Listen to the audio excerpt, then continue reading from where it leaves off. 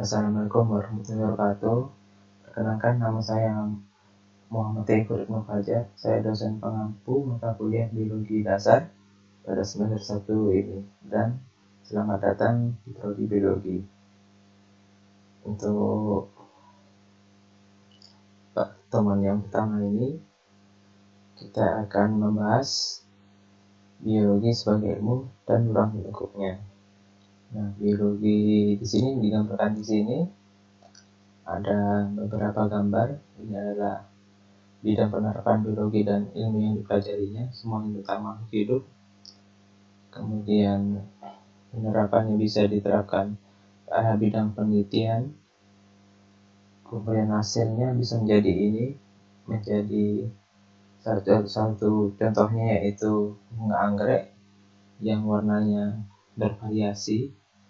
Kemudian penelitian arah mikroba juga, makhluk hidup berukuran kecil, dan juga ilmu biologi cabangnya juga banyak, yaitu juga salah satunya untuk mengidentifikasi makhluk hidup baik itu tumbuhan dan hewan, dan juga makhluk hidup berukuran kecil. Dan kita langsung ke pembahasan pertama.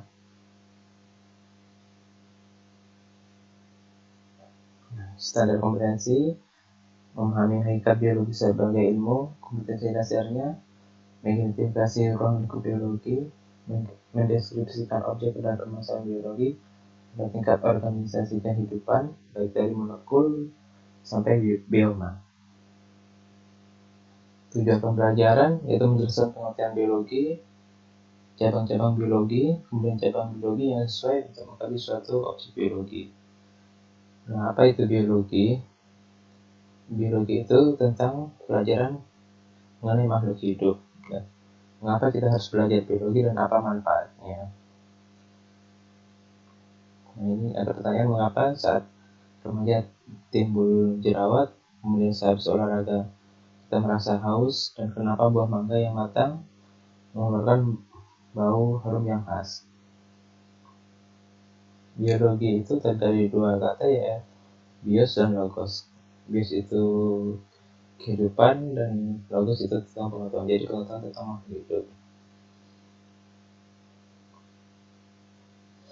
Nah, kenapa kita harus mempelajari biologi? Karena di kehidupan kita sehari-hari erat hubungannya dengan lingkungan, makanan yang kita konsumsi, hingga penyakit yang menyerang tubuh kita. Dengan demikian, dengan memahami biologi, kita diharapkan bisa memahami diri kita dan kehidupan sekitar kita untuk meningkatkan kualitas hidup kita dan lebih bijak terhadap lingkungan.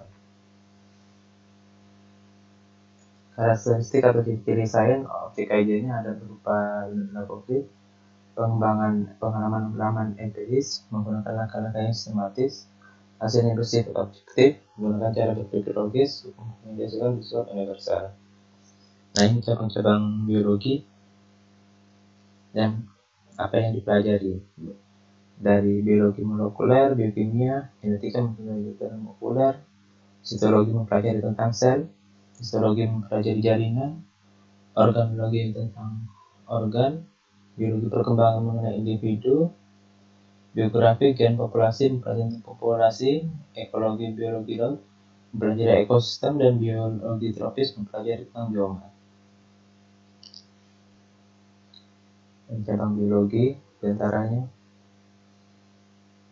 lingkup biologi ya, dari molekul kemudian ke sel, ada tentang jaringan, kemudian sudah ke arah makhluk hidup, bagian hewan, zoologi, dan tumbuhan botani. Dan cabang ilmu biologi tingkat organisasi kehidupan, ada biologi molekuler, histologi, dan lainnya, dan apa yang dikaji dan pelajari. Nah, ini cabang biologi yang mengkaji kelompok organisme, ada taksonomi, biologi, mikrobiologi, mikologi, botani, dan zoologi. Ini cabang biologi berdasarkan aspek kehidupannya, ada biologi perkembangan tentang perkembangan individu organisme, embriologi tentang perkembangan embrio, anatomi struktur internal organisme, fisiologi fungsi-fungsi yang terjadi pada kehidupan organisme. Kemudian ini cabang biologi yang merupakan ilmu campuran dan terapannya. Ada kimia, fisika, bioteknologi, paleontologi. Objek biologi mempelajari kehidupan pada berbagai tingkatan organisasi, yaitu sel, jaringan, organ, sistem organ, individu, populasi, komunitas, ekosistem, dan biosfer. Kemudian ini objek dan permasalahan biologi dari tingkat molekul, yaitu protein, kemudian ke arah sel, misalnya struktur jantung, kemudian ke arah jaringan, yaitu jaringan otot jantung, kemudian ke organ jantung, organ berkumpul membentuk sistem organ, yaitu misalnya sistem peredaran darah, dan menjadi individu. Objek permasalahan biologi ada individu, kumpulan dari individu yang jenisnya sama membentuk populasi. Nah, ini di objek permasalahan biologi, contohnya ada di sawah, misalnya terdapat berbagai populasi, baik itu populasi manusia, hewan, tumbuhan, dan sebagainya, yang saling berinteraksi membentuk komunitas.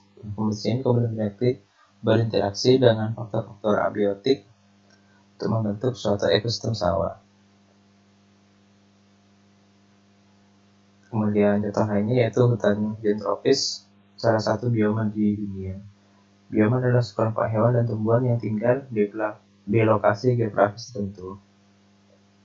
Misalnya ada permasalahan di sini, Ibu Ani melahirkan seorang bayi laki-laki di rumah sakit bersalin. Pada waktu bersamaan, Ibu Ita dan Ibu Mur juga melahirkan anak laki-laki. Karena adanya klien perawat mencatat data sehingga sulit membedakan atau mengidentifikasi mana bayi Ibu Ani, Ibu Ita, dan Ibu Mur. Nah, untuk itu, bagaimana cara pemilihannya berdasarkan ilmu biologi? Di sini pertanyaannya timbul, yaitu bagaimana ilmu biologi menjelaskan masalah identifikasi bayi tersebut.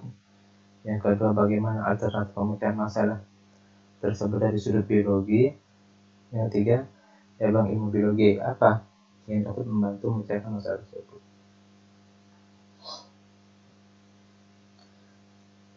Jika dikaji berdasarkan identifikasinya, baik itu secara morfologi atau penampakan luar, bisa dilihat perawakannya antara bayi dan ibunya.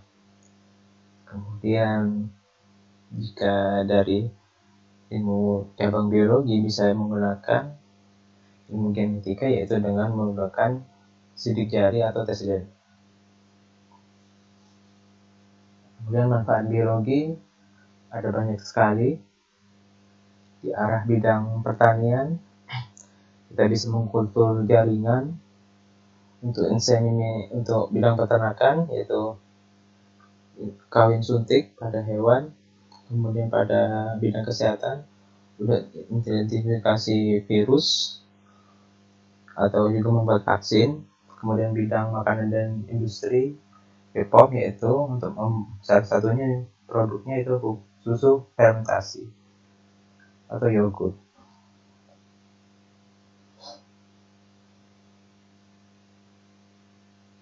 Sekarang kita bahas apa itu kerja ilmiah dan tahapannya.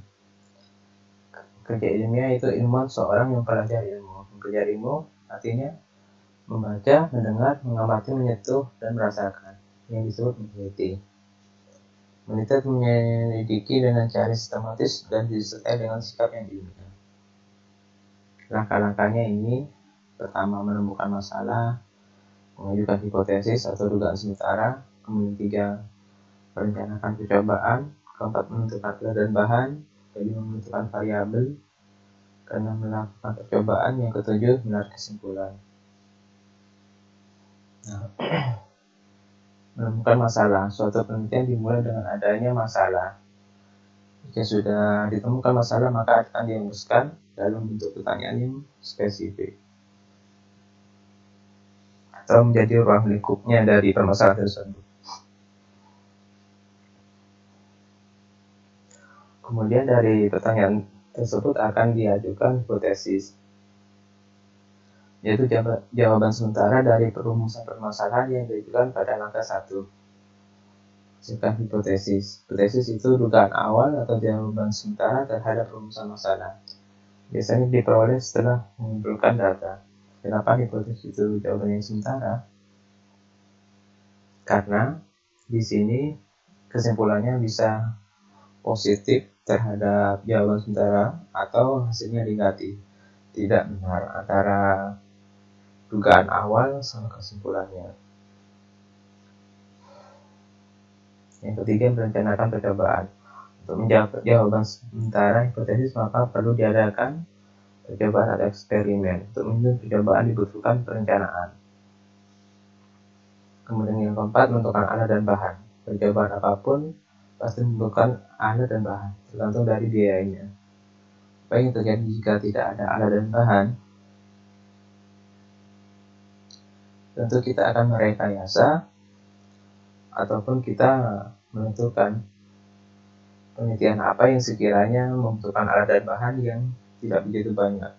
Atau kita bisa menentukan alat dan bahan dari suatu penelitian jika kita menggunakan tema yang sama dengan penelitian dari peneliti lainnya untuk saling bekerja sama atau joiner penelitian. Yang kelima, menentukan variabel. Variabel ada ciri objek yang nilainya beragam. Contohnya pengaruh berbagai dosis pupuk NPK pada pertumbuhan tanaman jagung. Variabel terbagi menjadi 3, ada bebas, faktor yang diubah oleh peneliti, misalnya dosis pupuknya. Kemudian ada variabel terikat, yaitu faktor yang berubah tergantung perubahan variabel bebas, yaitu pertumbuhan tanaman. Kemudian variabel kontrolnya itu tidak adanya perlakuan pada percobaan untuk sebagai pembanding. Misalnya pertumbuhan tanaman yang tidak diberikan dosis pupuk, hanya diberikan air. Yang karena melakukan percobaan agar percobaan berjalan dengan lancar dan perolehan datanya akurat, maka harus dilakukan dengan adil atau homogen. Bagaimana kalau tidak homogen atau tidak sama melakukan percobaannya? Tentu hasilnya tidak akan akurat dari data yang dihasilkan. Misalnya tanaman satu diberikan pupuk sekian, kemudian yang kedua juga diberikan dosis pupuk yang berbeda, tentu akan hasilnya akan berbeda.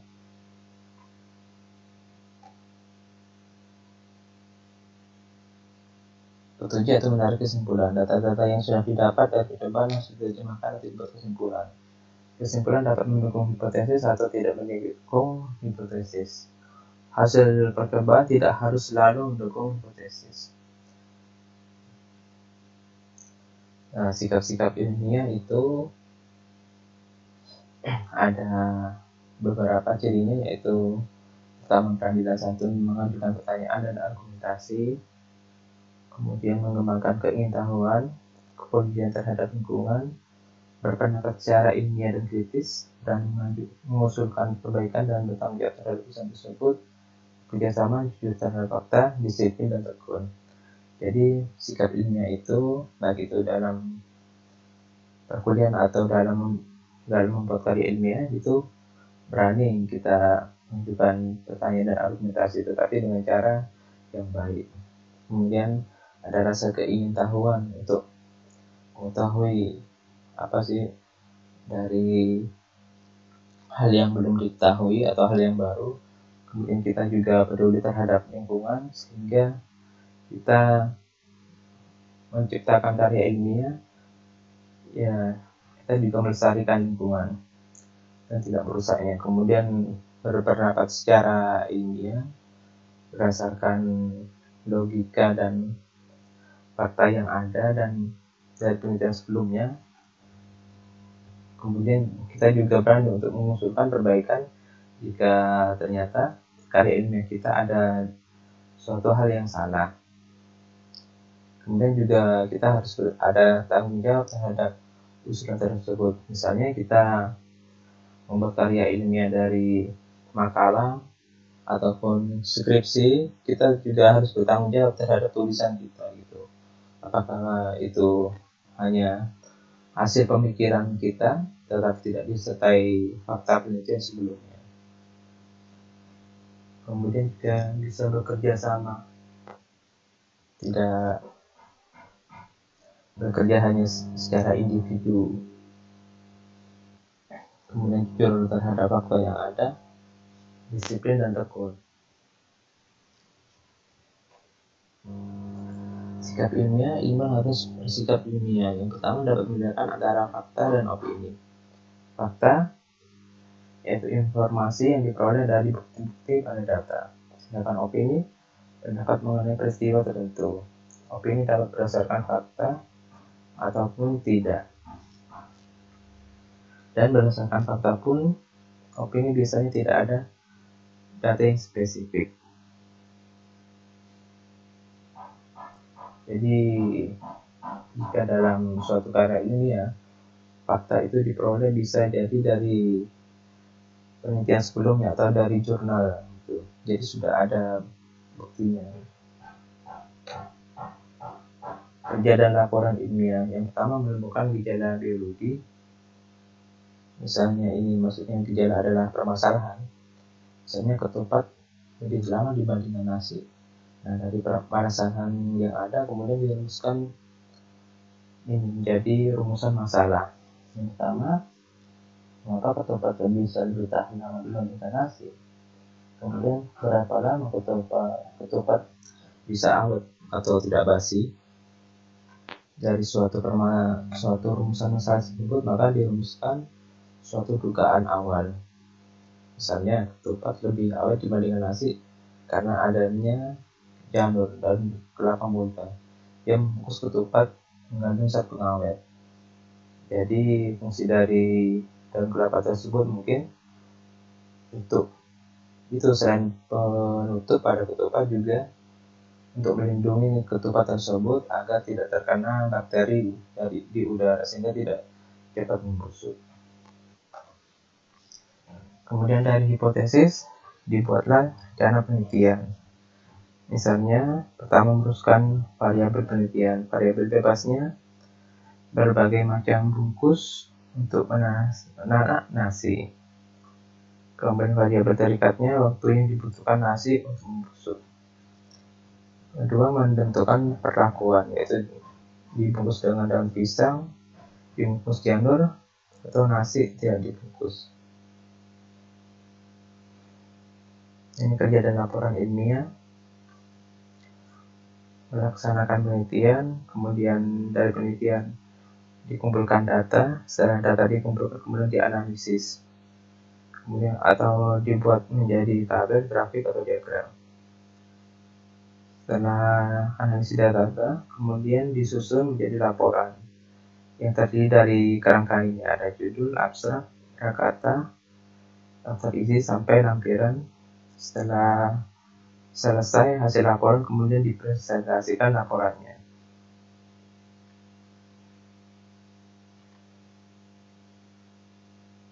Baik, sekian pertemuan pertama kita mata kuliah biologi dasar. Jika ada yang belum paham silakan tanya, jika tidak terima kasih. Assalamualaikum warahmatullahi wabarakatuh.